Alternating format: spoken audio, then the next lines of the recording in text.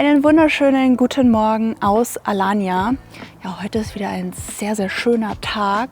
Ihr seht, ich bin im T-Shirt und kurzer Hose unterwegs. Die Kätzchen spielen hinter mir. Das Leben, das Wetter hier ist einfach schön. Und ich war heute zu einem besonderen Gast, würde ich mal sagen. Und diejenige hat, glaube ich, ein paar spannende Geschichten zu erzählen. Also bleibt auf jeden Fall gespannt, bleibt dran und wir sehen uns gleich.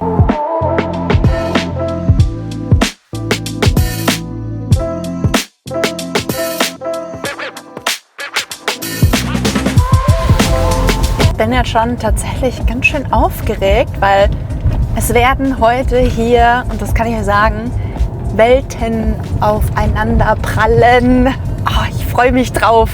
Ich bin jetzt hier schon im Aufzug und jetzt darf ich hier reinkommen. Ich klingel jetzt einfach mal. Oh, ich bin schon ganz aufgeregt. Schöne Klingel. Merhaba. Merhaba. Nasılsın? Ben iyiyim, sen? İyiyim, hoş geldin. Teşekkürler. Ben sana bir hediye Çok aldım. teşekkür ederim, çok seviyorum. Şakasız, Şekersiz. en çok önemli. iyi. Çok sağ ol. Bir tane sana eşin. Çok teşekkür ederim, sağ ol. Kahve içmek istiyor musun? Evet, bir tane lütfen. Gel, bir kahve içerim. Also Leute, ich bin heute hier zu Gast bei der Jessie. Jessie, wir können eigentlich auch Deutsch reden, oder? Ja, Ja, ist aber, leichter, oder? ja, aber du kannst auf jeden Fall schon sehr gut Türkisch. Nach das 3 ist Jahren. Wahnsinn, ja. Hat man so einiges gelernt.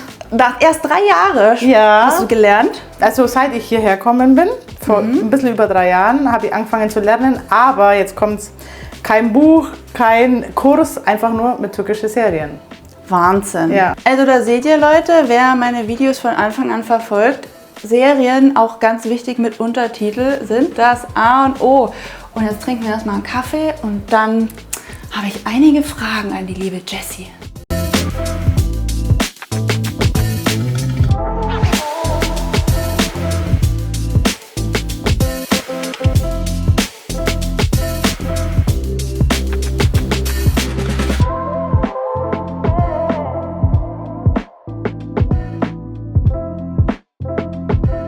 Ja, Leute, ihr seht ja, die Jessie ist bedeckt.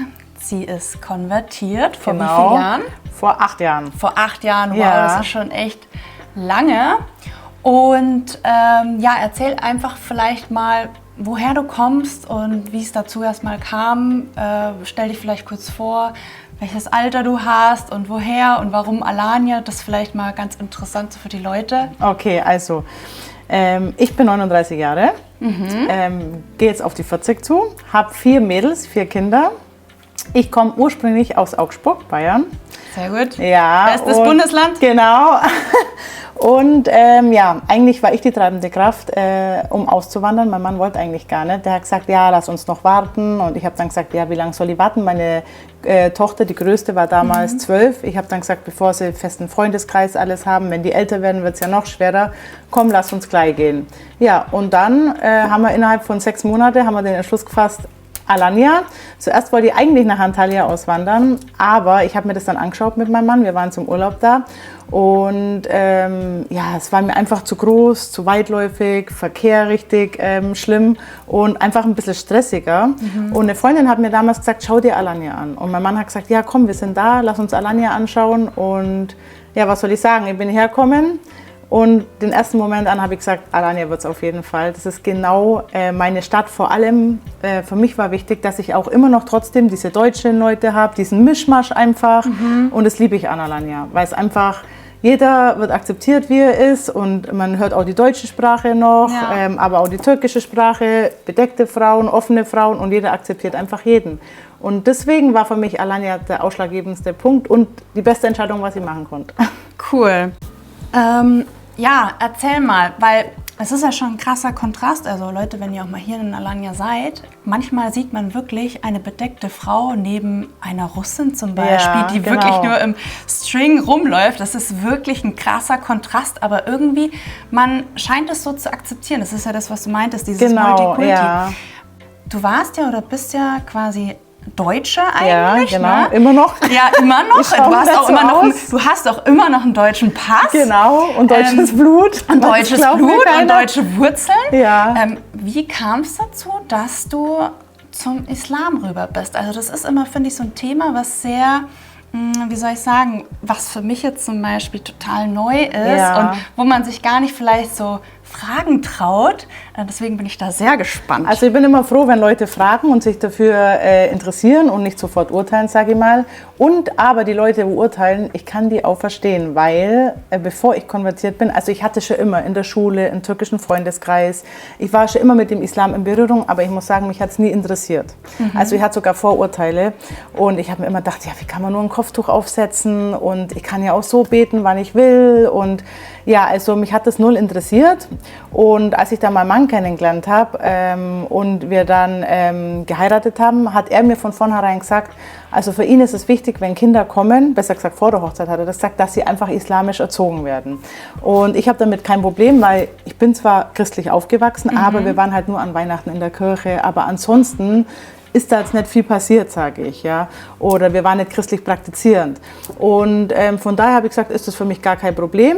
Ich habe aber dann damals ihm zuliebe schon auch kein Schwein mehr gegessen und auch kein Alkohol mehr getrunken, weil für ihn war das sehr schlimm. Und am Anfang gab es da auch schon Reibereien, weil zum Beispiel, wenn meine Eltern kommen wollten und mal ein Glas Wein oder so trinken und er hat halt dann gesagt, nee, also bei mir zu Hause mag ich das nicht. Und ich hatte das damals einfach nicht verstanden und natürlich ist man dann auch oft aneinander geraten, ja, das war halt dann schon. Aber wie gesagt, mich hat es nicht interessiert und wir haben uns dann irgendwie engagiert und das ging dann und ist auch gut gelaufen. Und irgendwann dann haben die Kinder so ein Alter gehabt, die zwei Großen, wo er gemeint hat, ja, magst du dich dann nicht mal in die Moschee bringen. Er hat es selber auch gemacht, aber er hat damals sehr viel gearbeitet.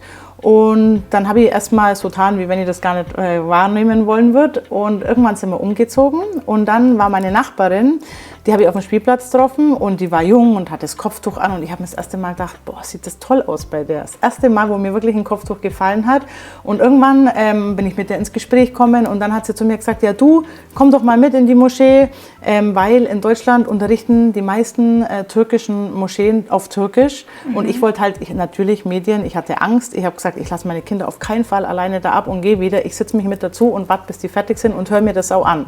Und die hatte gesagt, komm doch mit in eine arabische Moschee, weil die unterrichten auf Deutsch, dann kannst du das so anhören, brauchst keine Angst haben und die Mamas, die warten im Nebenraum.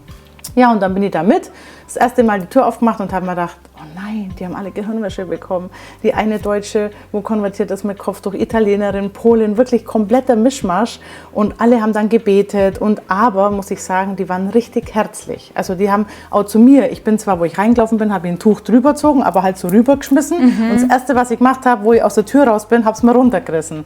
Und das hat mich auch wirklich beängstigt, das erste Mal, weil in Augsburg bei uns gibt's nicht so richtig, gab es damals noch nicht so richtig schöne Moscheen. Das hieß, hat so in einem Keller unten stattgefunden. Und dann bin ich da so runter und ich finde ja auch schon viele Kirchen ja so düster und dann bin ich da so runter die Treppen und rein und habe mir gedacht, oh nee, das kann es doch nicht sein.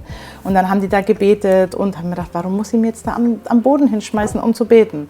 Ja, und aber irgendwann dann, umso öfter ich da war, ich war am Anfang immer im Nebensraum dann gehockt und habe halt dann nichts mitgekriegt so von dem Unterricht, habe halt auf die Kinder gewartet und irgendwann dann habe ich mir gedacht, nee, setz mich mal mit rein und hör mir das so an, was die sagen.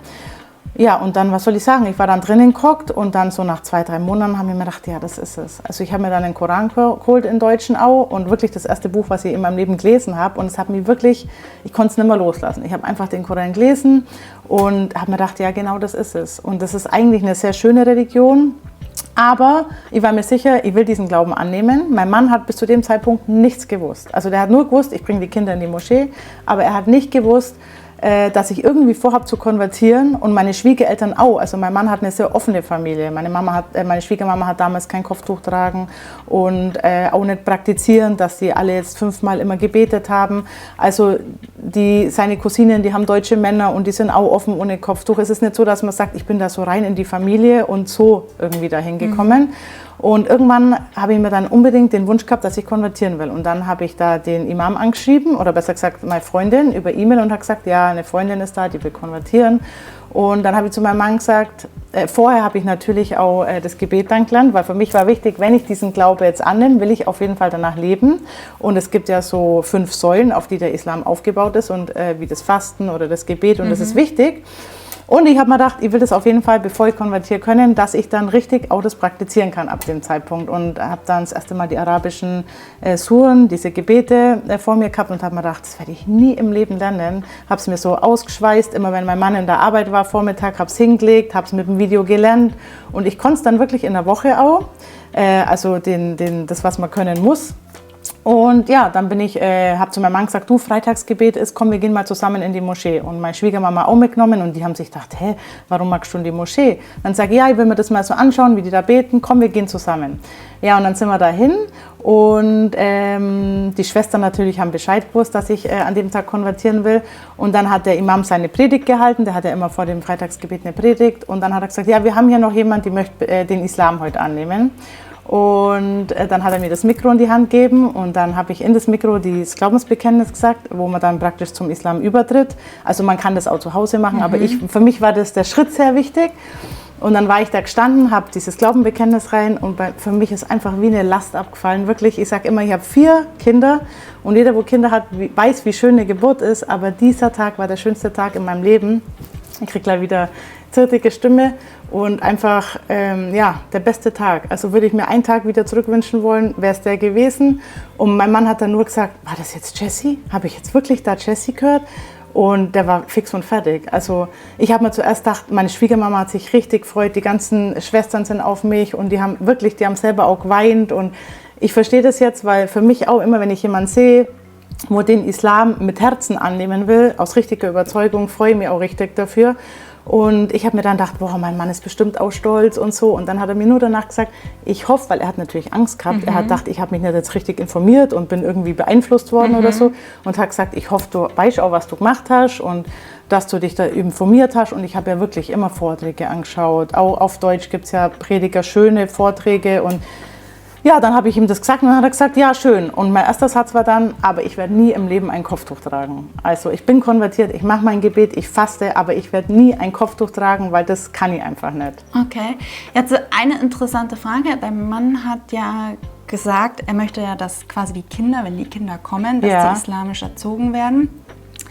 Also er hatte kein Problem damit gehabt, wenn du jetzt quasi christlich geblieben wärst oder wie auch außer immer. Halt mit Alkohol oder so trinken, genau. Das hätte er nicht. Aber so war das, ich war ja auch. Also das war ja, viele denken immer, ja, geheiratet und konvertiert. Also 6 Jahre nachdem ich geheiratet habe, bin ich erst mal dann konvertiert. Also das war, am Anfang wollte ich gar nichts davon wissen. Und mein Mann hat auch nie gesagt, magst du nicht mal konvertieren oder magst dich nicht mal damit auseinandersetzen, weil er auch weiß, wenn, dann muss es vom Herzen kommen. Und er hat da nie was zu mir gesagt. Deswegen, glaube ich, war er auch so platt, wo der Tag dann kommen ist und er einfach nichts geahnt hat. Was wäre, weil deine Kinder wissen ja zum Beispiel auch, das sind ja viele, viele Jahre davor jetzt gekommen. Ja. 15 ist jetzt die älteste, 14? Genau, 15, die wird 16, ja. Wenn die jetzt von heute auf morgen zum Beispiel entscheiden würde, weil sie ja deinen Background quasi kennt, Mama, ich habe mich jetzt zum Beispiel belesen oder wie auch immer, im Internet ist ja voll davon, ich möchte jetzt ein Christ werden, oder wie wäre das, was glaubst du, schwierig? Das müsste ich jetzt eigentlich meinen Papa fragen, weil wie es ihm ging, wo ich gesagt habe, dass ich konvertiert bin, weil das war für ihn also richtig schlimm, wirklich, und ich glaube, so wäre es für mich auch, muss ich ehrlich sagen, ich lüge ja da nicht, weil ich einfach der Islam hat mir so viel geholfen im Leben, wirklich. Und auch in viele Lebenssituationen, wo ich mir denke, wenn ich ihn nicht gehabt hätte, weiß ich gar nicht, ob ich da nur hier so sitzen würde. Und es ist einfach eine super, sehr schöne Religion. Und ich sage immer ja, auch leben und leben lassen. Jeder, wie er meint. Ja. Aber ich wünsche mir natürlich auch, dass meine Kinder den gleichen Weg gehen. Und ich glaube, wenn man den Islam denen mit Liebe jetzt übermittelt, und die wachsen ja damit auf, meine Kinder, ich glaube, dass es dann, ich kann es nicht beeinflussen, aber ich glaube, dass sie dann schon auch den Weg gehen. Wenn es jetzt aber anders wäre, kann ja natürlich dann nichts wär's machen. Halt so, ja. ne? Also ich glaube auch da in erster Linie, es ist auch immer wichtig, dass man einfach ein guter Mensch ist. Genau, das sagen meine Kinder auch. In erster Linie, welche Religion du hast, woher du abstammst, aus welchem Kontinent du bist. Das tut erstmal gar nichts zur Sache, sondern es geht quasi in deinem Kern erstmal vor, bist du ein guter Mensch, ja oder nein? Und damit, natürlich viele identifizieren sich mit der Religion, aber ich finde immer, weißt du, ich will dir nichts Böses und das Gleiche erwarte ich natürlich auch meine von Kinder dir. Auch. Und das ist, glaube ich, das Allerwichtigste. Also ich habe das auch, so Leute gibt es ja überall. Es gibt ja so Leute im Islam, im Christentum, überall. Ich habe wirklich auch schon Frauen gesehen mit Kopftuch, wo dann richtig schlechte Frauen gewesen sind, die wo wirklich gelogen haben und einen abziehen wollten. Und also gibt es auch, ja. Oder nach außen dieser Schein zum Beispiel, Kopftuch tragen, weil man natürlich so aufwächst als Kultur und dann hintenrum Alkohol trinken. Es gibt alles, das gibt es in jeder Religion. Natürlich. Ich habe zu meinen Kinder auch gesagt, das Wichtigste ist wirklich auch, dass ihr einfach gute Menschen seid, aber sie wachsen ja, wie gesagt, damit auf. Also, ja. Also jetzt nehmen wir erstmal hier einen Schluck Kaffee, das hat sie echt schön gemacht. Wirklich, ich liebe türkischen Kaffee. Cheers. Cheers, ohne Zucker. Ja, super. Ein bisschen stark, aber... Ist gut. Ja, brauchen wir.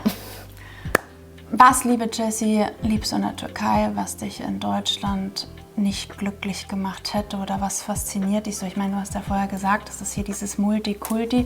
Aber glaubst du, dass die Menschen hier offener gegenüber dem anderen sind wie in Deutschland? Also leichter wäre die Frage, was liebe ich hier nicht? Da wären wir schneller hier fertig. Ich liebe einfach alles an der Türkei. Also natürlich gibt es auch wie in jedem Land auch Leute, wo dich hier abziehen wollen.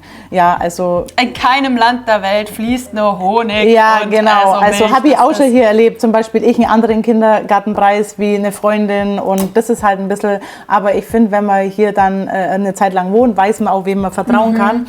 Aber im Allgemeinen finde ich, dass die Türkei viel offener ist, auch offener gegenüber anderen Leuten. Eine Freundin von mir zum Beispiel ist eine Christin, die geht hier wirklich jeden Sonntag in ihre Kirche. In Alanya? Ja, in Alanya, hat ihre Gemeinschaft, geht in die Kirche, weil es heißt ja oft dann in Deutschland, ja, die Türken machen hier alles, Bäcker und Friseure, aber bei denen wird es nicht gehen.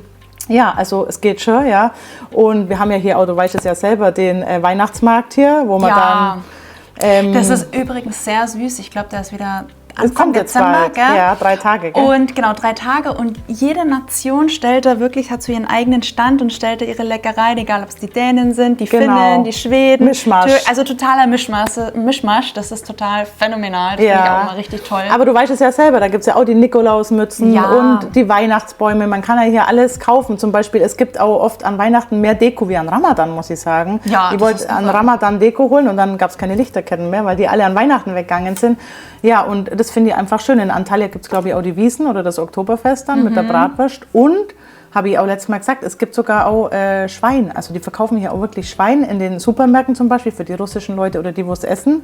Gibt es auch. Also ich finde, die Türkei ist einfach in der Hinsicht viel offener. Und sie akzeptiert einfach auch. Also wenn ich jetzt zum Beispiel am Strand bin und eine bedeckte Frau neben mir sitzt mit bedeckten Badeanzug und davor ist eine, wo richtig knapp bekleidet ist. Ich habe das noch nie erlebt, dass sie dann gesagt hat, ja, wie laufen die rum oder so. Also Fühlst du dich, wenn du, ich meine, du gehst ja auch am Strand mit deinen Kindern, fühlst du dich jetzt unwohl oder so? Gar nicht, ganz im Gegenteil. Also wenn ich zum Beispiel auch am Spielplatz bin oder am Strand bin und es ist Gebetszeit, dann rolle ich da meinen Teppich aus und auch wenn da jetzt eine türkische Familie sitzt oder eine russische oder eine deutsche, die würden nie sagen, ja, was fällt denn dir jetzt ein, dass die da, also in Deutschland ist es unmöglich, da habe ich mich dann immer in der Umkleidekabine in einer Shopping-Mall oder so versteckt, ja, und zuzogen, Schuhe ein bisschen rausgestellt, dass die Leute ja nicht aufreißen, aber hier ist es halt schön, man hat so viele Plätze, auch in den Cafés, ja, und es ist einfach auch für den Glaube leichter zu leben, aber auch wenn man nicht islamisch ist, finde ich, zum Beispiel meine alten Nachbarn waren eine deutsche Familie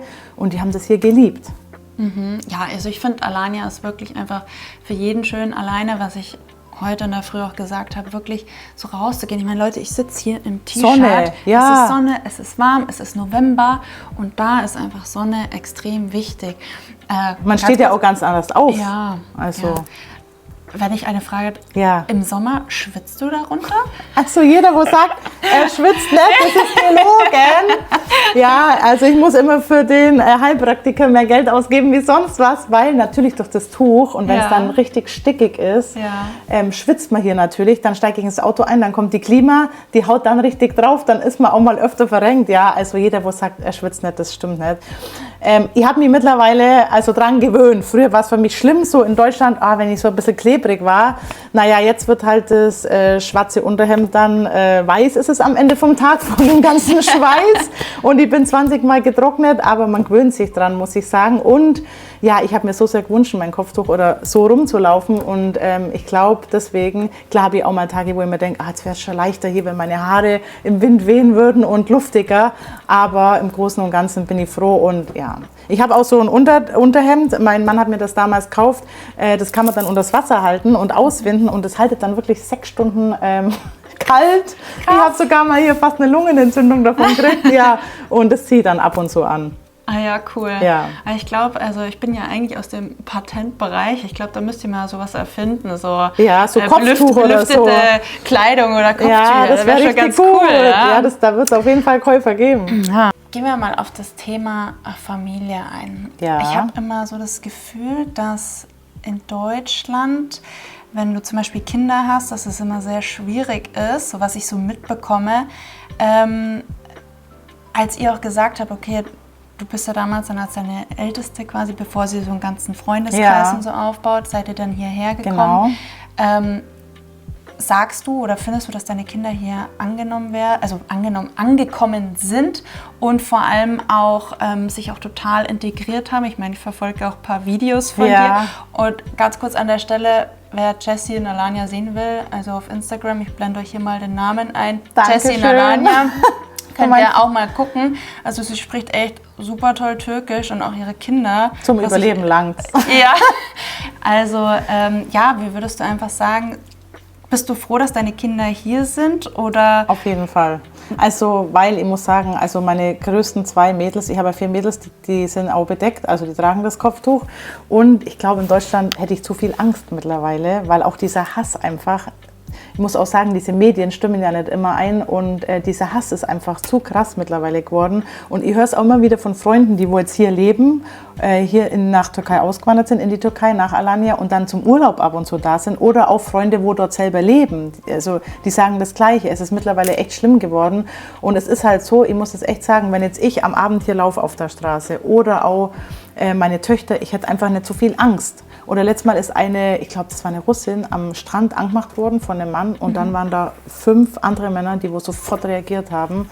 Und ja, also ich fühle mich hier auf jeden Fall sicherer, muss ich sagen. Was das Ankommen, auf das Ankommen nochmal bezogen, also meine Kinder haben schon eine Weile gebraucht. Also viele Erwachsene sagen sogar, sie brauchen 1-2 Jahre, bis sie sich hier komplett an das Leben gewöhnt haben. Bei mir war es nicht so. Ich bin wirklich gekommen und es war wie wenn ich immer hier gelebt hätte. Ich habe mich sofort wohlgefühlt und ich kann nur aus meiner Erfahrung sprechen. Bei meinen Kindern ist es besser geworden, wo die einfach in die staatliche Schule gekommen sind. Die waren am Anfang in einer privaten Schule.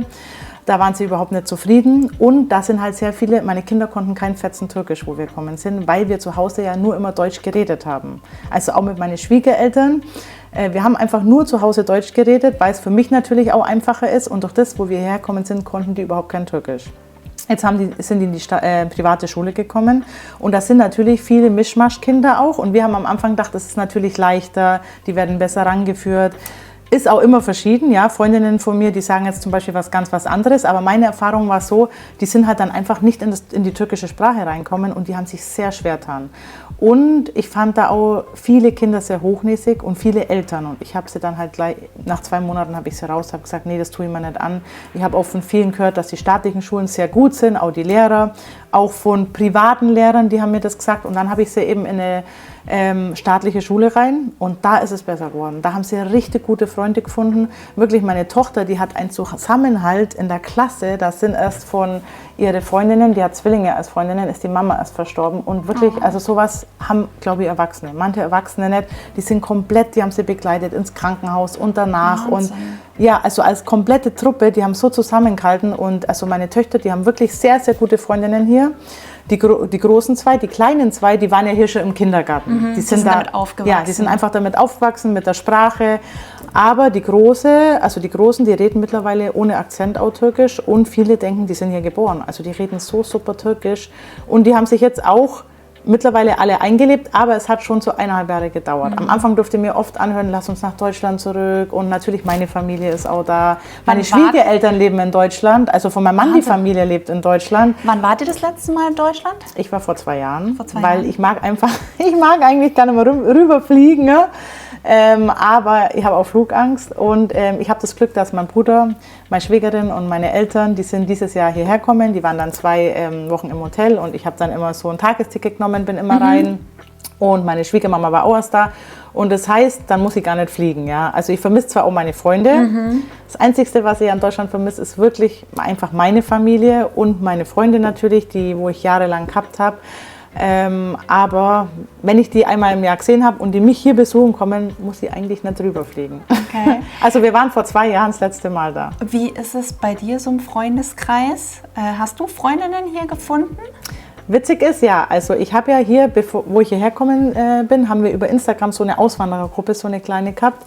Die hat sich aber mittlerweile auch so ein bisschen verteilt. Aber ich habe dann hier, witzig ist unser Freundeskreis hier, ist komplett aus Leuten, die von Deutschland hier ausgewandert sind. Also ich spreche mit denen auch nur Deutsch, obwohl das Türkinnen aus sind. Und also Mischmasch eigentlich von einer Freundin. Der Mann ist Japaner auch. Und Ich kenne die sogar. ja, genau. stimmt. Ja, haben sie mir gesagt. Ja, genau. Und mit denen sind wir einfach immer unterwegs auch Urlaub und alles. Und natürlich habe ich auch Freundinnen. Meine Nachbarin zum Beispiel ist hier eine sehr gute Freundin, auch türkische Freundinnen. Ja, die brauche ich auch, dass mein Türkisch dann besser wird. Dass ich auch ab und zu mal Türkisch reden muss. Ja, das ist tatsächlich auch so eine Sache, die vermisse ich so ein bisschen. Ja. Also einfach so das Gewohnte, so einfach auch alte, langjährige Freunde, wo du wirklich weißt, denen kannst du einfach Sachen anvertrauen, weil diese Sachen brauchen einfach Zeit, weißt du, dass du dich darauf verlassen kannst. Aber da muss ich wirklich sagen, also ich weiß, was du meinst, weil ich habe ja drüben auch Freundinnen, wo ich seit ich 12 oder 13 bin, kenne und natürlich hat man da sehr viel durchgemacht, sehr viele Gespräche geführt und alles, aber mein Freundeskreis ist wirklich hier so, das soll es jetzt gar nicht böse anhören, aber die ersetzen die so gut, dass das mir eigentlich gar nicht fehlt. Also ich freue mich immer wieder, wenn ihr rüberkommt und dann mit denen mich hinsitze und dann essen wir auch zu Abend und alles und wieder Gespräche. Aber ich habe hier wirklich wir haben so einen festen Freundeskreis auch mein Mann, ja, der ist praktisch mit meinen Freundinnen, die Männer dann befreundet. Cool. Und wir haben auch waren wir im Urlaub alle zusammen und das läuft echt, muss ich sagen, Gott sei Dank alles super. Und von daher fehlt mir das gar nicht so. Aber natürlich dann die Familie halt. Mein Bruder, ich habe ein sehr enges Verhältnis mit meinem Bruder. Meine Schwägerin, meine Eltern, das fehlt natürlich dann auch. Wenn es mal dann nicht so läuft oder man gestresst ist, dann hocke ich auch mal da und dann kullern die Tränen und denke mir, warum sind die jetzt so weit weg? Aber auf der anderen Seite scheißen sie mich dann auch immer zusammen, wenn ich dann eine Woche mich gar nicht melde, dann sagt mein Papa, ja hallo, willst du nicht mal fragen, ob wir noch leben? Und ich sage, Papa, hier vergeht die Zeit einfach viel schneller.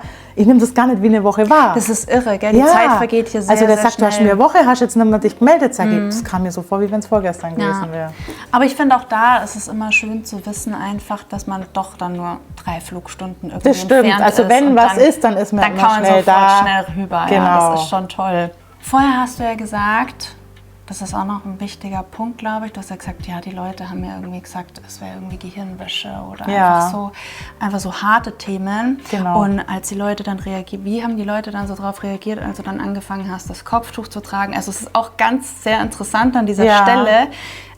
Das hat mir letztens auch eine Bekannte gesagt, dass in Deutschland, und da wollte ich auch noch mal auf den Punkt drauf eingehen, dass in Deutschland jetzt mittlerweile mehr Leute Kopftuch tragen, wie hier in Alanya. Ja, das stimmt. Heftig. Also wo mein Papa hier zum Urlaub da war, hat das erste Mal zu mir gesagt, wo ich noch nicht hier gewohnt habe, der ist nach Hause gekommen und hat gesagt, Jessie, also in meinen eigenen 4 Wänden ist mehr Islam und Kopftuch wie da drüben in der Türkei. Jetzt weiß ich, was er gemeint hat. Also viele denken das ja leider. Und also ich habe das Glück, sage ich jetzt ja mal, auch wenn ich hier mit Leuten rede, die sagen dann gleich direkt, sei Mann ein Türke. Dann sage ich ja, aber mir ist es immer wichtig, dass ich auch sage, 6 Jahre, nachdem ich geheiratet habe, bin ich konvertiert. Also wenn es eine Gehirnwäsche gewesen wäre, dann mache ich das ja gleich. Wenn ich das von meinem Mann mache, dann konvertiere ich gleich. Ich warte jetzt nicht 6 Jahre und denke mir dann, ach, jetzt setze ich mal das Kopftuch auf und fange an zu beten. Also das ist ja totaler Schwachsinn. Also bei mir war es wirklich Überzeugung. Es gibt natürlich so Fälle, die wo dann Gehirnwäsche bekommen, die wo extra konvertieren wegen ihrem Mann. Aber ich muss sagen, die gehen auch nicht den Weg des Islams dann lang. Ja. Weil ich meine, wenn man gezwungen wird, ein Kopftuch zu tragen. Ich persönlich kenne jetzt niemand, weil man immer sagt, man wird gezwungen zum Kopftuch. Bei mir ist es umgekehrt. Ich kenne so viele Frauen, ich kann sie nicht mehr an der Hand abzählen, die wo kämpfen in ihre Ehen, dass sie das Kopftuch auflassen dürfen, weil der Mann will, dass sie es absetzen. Also genau umgekehrt. Krass. Oder ich kenne eine, die hat sich getrennt, weil der Mann gesagt hat, nimm das Kopftuch ab oder ja, ich mache das nicht länger mit. Da könnte es vielleicht auch sein, dass man sich dann irgendwann so daran gewöhnt hat, also das kann ich mir bei dir vielleicht auch vorstellen, dass du dich so daran gewöhnt hast, dass da einfach halt immer was ist, wie ich hatte früher in der Schule zum Beispiel immer eine Mütze auf. Ich wollte immer diese Mütze aufhaben und also, das war dann auch so ein Ding, als sie gesagt, mach die Mütze runter, sag ich, nee, das gehört zu mir. Das ist meine Mütze, lass mich in Ruhe. Also mir geht es auch oft so, ich komme zum Beispiel nach Hause, fahre die Kinder und dann bin ich hier und mache Hausarbeit und so, koche und mein Mann sagt dann, Schatz, magst du nicht mal irgendwann dein Kopftuch abnehmen? Ich meine, du bist jetzt schon 4 Stunden hier, mir fällt es gar nicht mehr auf. Also gerade bei dem Wetter jetzt, wenn es nicht zu heiß ist, fällt es mir einfach nicht mehr auf, weil das ist so, ich fühle mich auch wohl damit. Also wenn du zu mir sagen würdest, lauf bitte ohne Kopftuch raus, das wäre wie wenn ich sagen würde, zieh dir kein Oberteil an und lauf jetzt mal nackert hier durch die Türe. Also. Und wie ist das so mit quasi dieses Thema Gehirnwäsche und Unterdrückung ist ja relativ gleich. Ja. Was wäre jetzt der Fall? Also ich meine, da kenne ich auch leider Gottes sehr viele Geschichten, dass zum Beispiel die Frau dann gar nichts mehr machen darf. Also dass das dann so in diese Kategorie rutscht, dass man halt so davon abhängig ist. Weißt du, was ich meine? Also glaubst du, dass, also ich weiß ja nicht, ich finde es zum Beispiel total toll, dass ich etwas machen kann und ich will das machen und ich will selbstständig sein und ich will immer einfach den Gedanken haben, so, okay, wenn jetzt irgendwas sein sollte, ich meine, ich lebe auch mit meinem Partner, mit Ercan zusammen, dass ich einfach sagen kann, okay, wenn ich jetzt gehen will, dann mache ich das und stehe auf eigenen Beinen. Weißt du, wie ich meine? Ja, aber also der Islam verbietet ja also sowas überhaupt nicht. Also man kann man soll ja auch, also natürlich sollte man in erster wenn es die Möglichkeit gibt, so wie, also bei uns ist es zum Beispiel der Fall, mein Mann arbeitet, ich fahre die Kinder zur Schule, kümmere mich um die Kinder, das Essen, andere Aufgaben, Haushalt, genau, das sind meine Aufgaben und die mache ich auch gern. Mir fehlt es jetzt nicht so, aber wenn jetzt zum Beispiel eine Frau sagt, nee, ich möchte jetzt arbeiten, ist es kein Problem, also die kann auch arbeiten gehen. Ja, der Islam sagt nicht, die Frau soll jetzt nur faul zu Hause rumliegen und sich gehen lassen und zum Beispiel, die Leute denken immer, ja, die Frau hat ein Kopftuch auf, die lässt sich jetzt gehen, hier fettige Haare, eine Woche keine Haare mehr waschen. Nee, so ist es nicht. Ich meine, ich gehe auch zum Friseur und färbe meine grauen Haare weg, weil ich habe ja immer nur einen Mann, der wo sieht, oder bin mit meinen Mädels unterwegs und dann ziehe ich mein Kopftuch auch aus. Ich schlafe ja nicht mit dem und dusche nicht mit dem. Also. Und für mich ist es einfach das krasse Gegenteil von Unterdrückung. Natürlich, der Islam, manche Männer zum Beispiel, die unterdrücken natürlich die Frau, aber das ist nicht der Islam. Der Islam ist eigentlich eine schöne Religion und es gibt klare Richtlinien, aber natürlich wird es oft falsch verstanden oder auch falsch von den Männern umgesetzt. Ich glaube, an der Stelle ist es ja auch so, ich meine, es ist ja nicht nur das Islamische, sondern man hört ja so viele Sachen, auch das irgendwie vielleicht, ich habe ja auch mitbekommen, dass zum Beispiel mal ein Russe seine Frau geschlagen hat. Ja. Oder wie viele Fälle passieren in Deutschland. Ich habe heute erst wieder gesehen, dass ich glaube, fast 22.000 Fälle, dass das häusliche Gewalt ist. Also es passiert ja nicht nur quasi in dieser Religion, sondern genau, das, was ich ja vorher meinte, sei erstmal ein guter Mensch. Genau. Und das so, aber ich glaube, das wird immer oft damit in Verbindung so gebracht. Ja, das stimmt, leider. Also um jetzt langsam zum Ende zu kommen, hattest du einmal so einen Moment, also einmal, wo du gesagt hast, boah, ich bin jetzt hier komplett angekommen, du hattest ja vorher gesagt, du bist von Anfang an angekommen, aber gab es so wirklich für dich so einen ausschlaggebenden Moment, boah, das ist es jetzt, und gleichzeitig auch so, hattest du mal so einen Tag, einen Zweifel, wo du gesagt hast, boah, sofort jetzt zurück? Nee, also ich muss wirklich sagen, immer nur von deinen Kindern aus, dann wenn dann so ein bisschen, ne? Also am Anfang, jetzt sagen die das auch nicht mehr, die sagen zwar, ja, wir würden gerne mal wieder zum Urlaub hinwollen. Wir wollen jetzt auch nächstes Jahr dann in Urlaub. Aber also ich hatte wirklich nicht eine Sekunde diesen Gedanken, egal was war, ob ich Streit mal oder Haussegen schief hängen oder so. Man streitet ja auch manchmal und dann oder mit den Gehört Kindern. dazu, ja. Genau, oder auch zum Beispiel, ich habe ja hier niemanden. Also wir haben ja hier keine Familie, ja. Dass wenn irgendwas mal ist, man steht ja komplett alleine da. Aber sogar die Angst habe ich nicht, weil wir einfach so einen festen Freundeskreis haben und ich weiß, egal was ist, ich kann mich auf die verlassen. Schön. Wenn irgendwas ist, die würden kommen und also ich habe mich wirklich erste Sekunde an, wo ich hier angekommen bin, wohl gefühlt. Für mich hat es sich auch nie wie Urlaub angefühlt. Also viele sagen ja, oh, man lebt nur wie im Urlaub. Es war gleich so das Gefühl, ich bin hier zu Hause. Und es gab keine einzige Sekunde, wo ich mir gedacht habe, war es vielleicht doch nicht die richtige Entscheidung oder wäre ich vielleicht doch drüben geblieben. Also ja, ich mache das auch nicht abhängig jetzt von meinem Mann. Also wenn mein Mann auch nicht wäre, ich glaube, ich könnte einfach nicht mehr in Deutschland leben. Das ist super interessant, das sage ich auch immer wieder. Ich fühle mich hier so wohl. Ja. Egal, auch wenn du mal, ich finde, man muss auch mal ein bisschen aus Alanya rauskommen. Ab und zu, es tut ganz gut. Das stimmt, mal was anderes. Mal was anderes sehen, einfach aus dieser Bubble irgendwie ein bisschen raus. Genau. Und dann, wenn man jedes Mal wieder zurückkommt, ist es einfach so... Ich kann immer so durchatmen, ja, es ist so schön. Ich meine, du kennst auch die Gegend, wo ich herkomme, so Tegernseer Tal, weißt du, du hast die Berge, du hast das Wasser und es ist für mich so Heimatgefühl, also ich fühle mich hier wirklich heimisch. Auch, keine Ahnung, also ich könnte mir schon vorstellen, vielleicht mal irgendwo anders, vielleicht für eine Zeit so, aber ich finde jetzt hier so, ist wirklich wie so eine Base geworden. Also wir haben ja auch, wir sind ja auch schon viel in der Türkei rumgereist, wir waren erst jetzt wieder in verschiedenen Orten, ne? Und ich muss wirklich sagen, egal wo ich war, immer wenn ich nach Alanya zurückgekommen bin, habe ich mir gedacht, und genau das war die richtige Entscheidung. Schön. Und das ist schön, das sagen zu können, nicht, wäre ich doch mal da oder wie wäre es da gewesen. Mir gefällt einfach alles hier. Und alleine, wenn ich in der Früh die Kinder in die Schule fahre, ich liebe das einfach, den Verkehr hier auch. Und deswegen sind wir auch ausgewandert. Einfach nicht dieses strikte Regeln. Ja, viele schimpfen über den Verkehr, aber einfach, ja, dieser Fluss hier, einfach mit dem Fluss mit und ja, alles einfach. Die Leute sind so positiv einfach auch. Natürlich gibt es auch negative, aber im größten Teil ja, einfach alle positiv. Cool.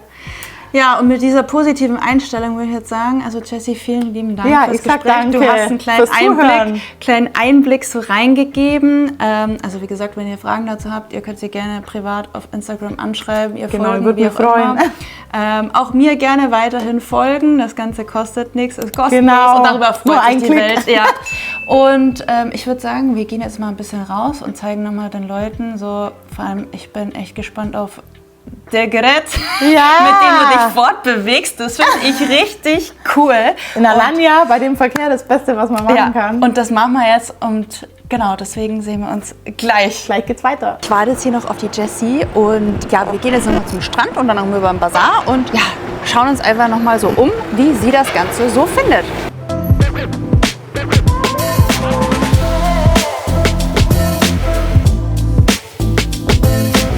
Wichtig, Sicherheit geht vor. Ja, da bin ich voll deutsch. Also, fahr los, auf geht's.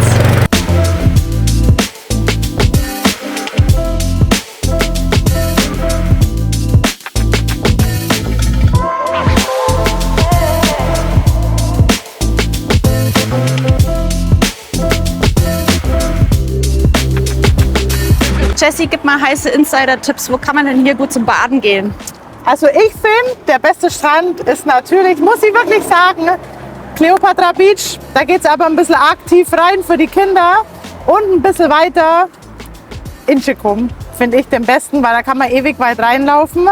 Und aber von Strandabschnitt, der schönste ist natürlich hier in Oppa, da wo wir jetzt gerade sind. Also in deiner Hut? Ja, in meinem Hut. Dann werden wir uns jetzt mal hier diesen berühmten Oberstrand, den ich übrigens bei meiner letzten Strandvorstellung nicht dabei hatte, werden wir uns den jetzt mal anschauen. Ja, der ist richtig schön, vor allem da gibt es so Schaukeln, Hollywood-Schaukeln und die leuchten auch, diese Runden hier am Abendbund, für die Kinder richtig schön. Die sind richtig schön. Und ein bisschen weiter vorne, da sind so Fontänen, die schießen so aus dem Boden raus. Ja, und schaut mal Leute, also wer auch hier zum Inlineskaten möchte oder vielleicht ein Skateboard oder so hat, ihr seht es ja, also die Straße, der Fußgängerweg hier ist richtig toll gemacht.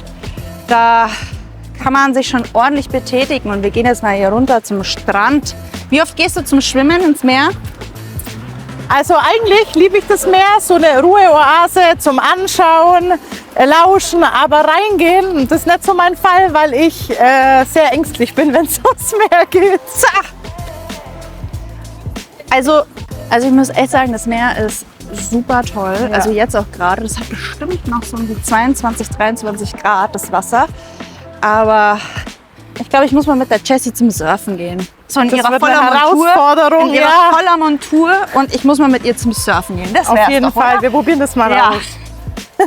Hast du dir das damals erträumen lassen oder vorstellen können, dass du im November am Meer bist und Sonne spürst? Und also im November, ich sag's nochmal. Richtig schön, vor allem schwimmen gehen. Meine Kinder waren erst im Meer drinnen vor 1-2 Wochen. Das Ein ist schon Traum. krass. Mir hat letztens erst eine Freundin gesagt, und die wohnt ja ein bisschen weiter südlicher von München, die musste schon einen Eiskratzer verwenden. Eiskratzer, das ist irre. Ja, so viel dazu. Genau, also ihr seht auch hier nochmal ein paar Leute am Strand. Ich werde jetzt mal ein bisschen hinzoomen. Ich kann natürlich nie zu nah rangehen, weil das stört die Privatsphäre, Leute. Also bitte habt dafür Verständnis. Ja, wir werden jetzt hier noch ein bisschen Sonne genießen und dann gehen wir mal über den Bazar und ja, sehen uns gleich. Merhaba. Die kennen mich von den Nachrichten. Kennt ihr von den Nachrichten? Ja, weil das überall ausgestrahlt worden ist, in ganz Türkei. Leute, Jessie ist berühmt. Sie ist ein richtiger Promi Naja, hier. berühmt, Du, also. Hast Vielleicht kriegen wir ein Bazar-Bekanntschaften. bisschen was billiger. Babys. Ich habe gar kein Geld dabei, scheiße. Merhaba abi, nasılsın? İyiyim, sağ ol, elhamdülillah. Kolay gelsin. Sonra gelirim, Portakal zu alayım. Das ist mein Abi, bei dem wohnt immer Portakal. Ja? Ja. Macht der gut. Boah, schau mal, wie das riecht, gell? Das ist Ja, richtig mega. lecker. Ich traue mich da nie, mal was zu kaufen. Denn man denkt, die touchen das da so rein. Hast du irgendwelche Also- Tipps hier für die Leute? Da ist auf jeden Fall Zucker drin. In diesem ganzen Teezeug, die sagen zwar, das ist hier Natur, aber auf jeden Fall mit Zucker gestreckt. Die Teeteile würde ich nicht kaufen. Aber Alles die andere Gewürze schon? sind gut. Okay. Hast du sonst noch irgendwelche Insider-Tipps?